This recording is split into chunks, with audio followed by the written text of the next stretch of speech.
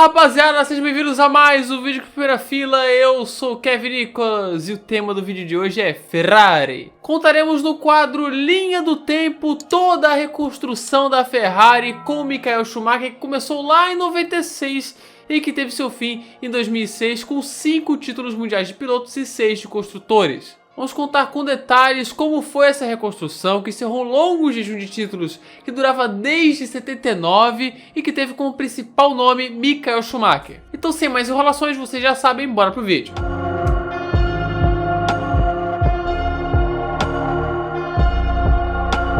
Michael Schumacher teve uma ascensão muito rápida na Fórmula 1. Em 91 ele estreou pela Jordan. Em 92 já tinha conquistado pódios, venceu corrida e terminou em terceiro no campeonato, à frente de Senna. Em 94 ele se sagrou campeão mundial pela até então não tão grande assim Benetton, feito que iria se repetir em 95. E ao mesmo tempo tínhamos a Ferrari, que em 94 encerrou o jejum de 4 anos sem uma vitória sequer. E que em 95, apesar de ter um carro competitivo onde chegou a vencer corrida com a Alesi no Canadá, sempre faltava aquele algo a mais para ameaçar Benetton e Williams. Essa era a tônica da Ferrari desde 1979, quando ganhou pela última vez um título de pilotos. Chegava a ter carros competitivos, ameaçava pelo título, mas sempre morria na praia. Isso quando o carro nem competitivo era, cara, como foi em muitos anos. Parece até os tempos atuais, não é verdade?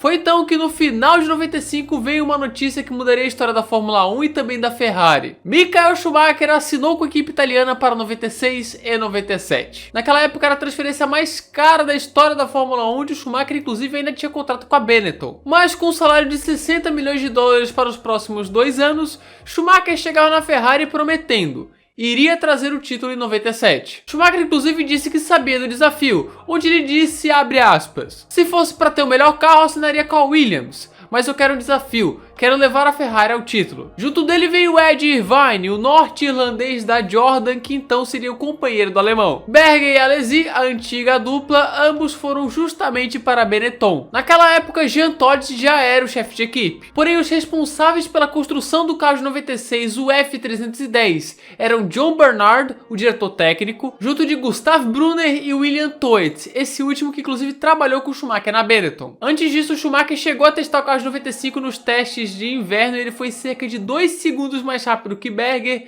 e Alesi, mostrando que ele era o homem certo para a reconstrução ferrarista. O carro de 96 para os engenheiros e para Ed Irvine era considerado ruim, eles não botavam expectativas nesse carro. Schumacher, porém, disse que ele tinha potencial. Mas na pista a Ferrari não foi tão bem. Beleza, foi a segunda colocada nos construtores, porém bem longe da Williams. Schumacher conquistou 3 vitórias naquele ano, uma na Espanha de forma épica, uma na Bélgica e uma na Itália para o delírio dos tifosi. Assim ele terminou em terceiro no campeonato, mas seria só o começo. Era um caminho longo, a longo prazo, só que em 97 já aconteceu algo que seria de extrema importância para essa reconstrução. A chegada do projetista Rory Bryan e do diretor técnico Ross Brown, ambos que vieram da Benetton. Então as coisas começaram a melhorar, até rapidamente. Ambos lançaram a atualização do carro de 96, o F310B, que tinha uma melhora significativa na aerodinâmica. Esse carro então seria usado na temporada de 97, a tal temporada em que o Schumacher disse que viria o título. Bem, a temporada foi de uma batalha intensa pelo título entre Michael Schumacher e Jacques Villeneuve,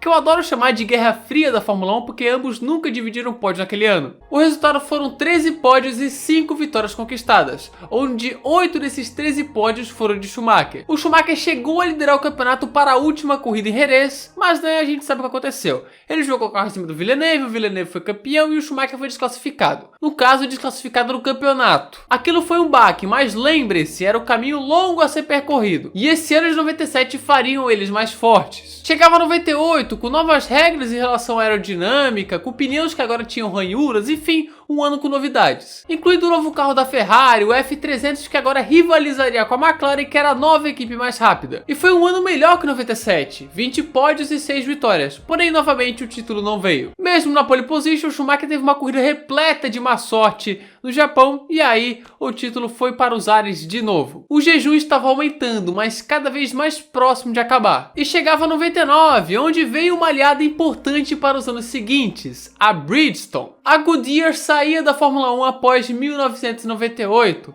Assim, a Ferrari então passou a ser cliente da Bridgestone, e bota cliente nisso. A Ferrari era o carro-chefe da Bridgestone, que tinha pneus feitos sob medida para Schumacher, o que seria essencial para o futuro. Porém, em 99 o azar veio, e veio forte. O carro da Ferrari era rápido, bem rápido, mais ainda que 98. Schumacher chegou a liderar até o GP do Canadá, porém no GP da Inglaterra ele sofreu um forte acidente e quebrou sua perna. Com isso ele ficou vários meses fora. Ainda assim, com erros de Mika Häkkinen e o campeonato equilibrado, Ed Irvine quase se tornou campeão. Porém, Mika Häkkinen venceu no Japão e se sagrou bicampeão mundial. Mas o jejum tinha acabado, o de construtores. Após 16 anos, a Ferrari voltava a conquistar o título de construtores, algo que não acontecia desde 1983. Com 17 pódios, 6 vitórias e terminando 4 pontos à frente da McLaren. Enfim, a Ferrari era campeã de algo. E apesar da frustração com os erros da Ferrari com Irvine, com quase título conquistado, a frustração acabaria no ano seguinte. Em 2000, na virada do milênio, chegava um homem que faria um papel importante na equipe, o brasileiro Rubens Barrichello. Rubinho que tinha feito um bom 99 com a Stewart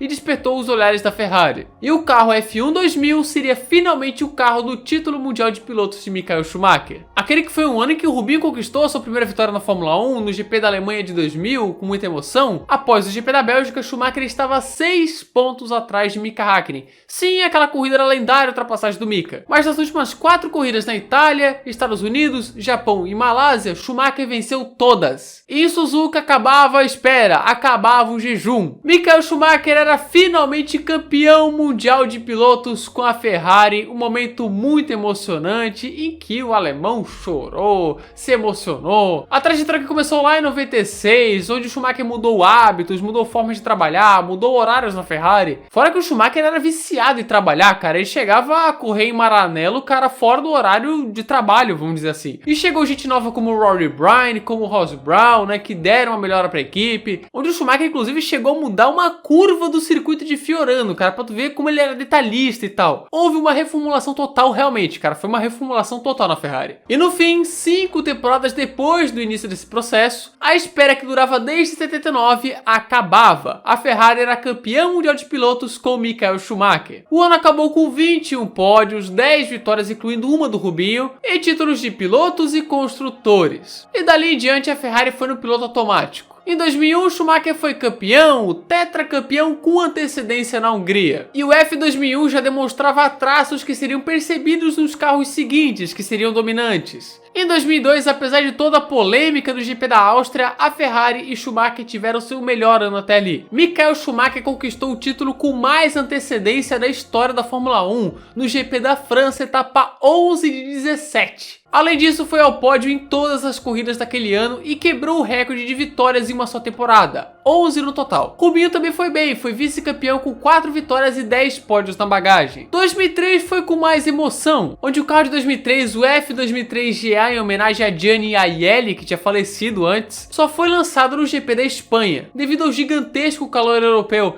em 2003, que foi a maior onda de calor da Europa desde 1540. A Ferrari sofreu em provas quentes, como por exemplo o GP da França, o GP da Hungria e o GP da Alemanha. E aí BMW e McLaren entraram na briga, fora que a temporada em si foi muito equilibrada em relação a todas as equipes. Mas apesar da temporada muito equilibrada e emocionante, no fim, Michael Schumacher se sagrou hexacampeão mundial de Fórmula 1 de forma dramática no Japão, por 2 pontos após chegar em oitavo, se tornando na época ex-campeão mundial de Fórmula 1, superando então Juan Manuel Fangio. E além disso, o título de construtores também veio. Em 2004 seria melhor ainda, no auge da velocidade dos carros V10. Schumacher então atropelou a concorrência, vencendo 12 das primeiras 13 corridas do ano, olha só, onde ele terminaria com 13 vitórias, quebrando o recorde de vitórias em um ano só, algo simplesmente surreal, e obviamente ele se tornou heptacampeão mundial, com Rubinho vice com 2 vitórias na Itália e na China. Era o 5º título consecutivo de pilotos para Schumacher e o 6º consecutivo de construtores para a Ferrari. Era a festa, a consolidação de um trabalho que começou lá em 96 e que colheu bons frutos, e bota bons frutos nisso. A missão foi dada, a missão foi aceita e a missão foi cumprida. Ferrari completamente dominante nos anos 2000. Fora que o Schumacher na época se tornou o piloto com mais vitórias, com mais pódios, com mais voltas mais rápidas, com mais pole positions da história da Fórmula 1, enfim, quebrou todos os recordes, tudo isso fruto de um trabalho que começou em 96 e que depois trouxe bons resultados. Ok, no ano seguinte, 2005, a FIA criou regras novas para frear o domínio ferrarista, o que deu certo. Renault e McLaren brigaram pelo título e a Ferrari, com seus pneus Bridgestone, que antes eram tão eficazes, agora não eram mais. Com isso eles sofreram um bocado e mesmo assim Schumacher terminou o ano na terceira colocação. Rubinho então iria sair para a Honda em 2006. E para o lugar dele veio Felipe Massa, que foi uma baita escolha. Massa que caiu com uma luva na Ferrari em 2006, onde Schumacher voltou a brigar pelo título, dessa vez com Fernando Alonso.